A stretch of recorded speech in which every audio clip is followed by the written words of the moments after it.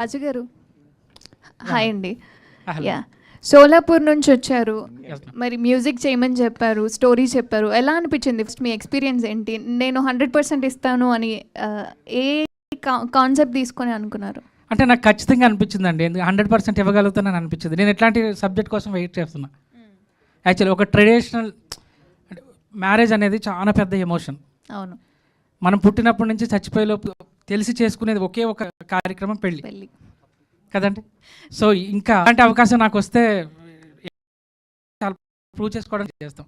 So నాకేంటంటే full orchestral work చేస్తాం చెన్నైలో. మీరు ఆల్రెడీ చూడొచ్చు, సింఫనీ పెట్టి ఆర్కెస్ట్రాలు చేస్తాం. ఈ మధ్యకాలంలో కొంచెం తక్కువైపోయింది.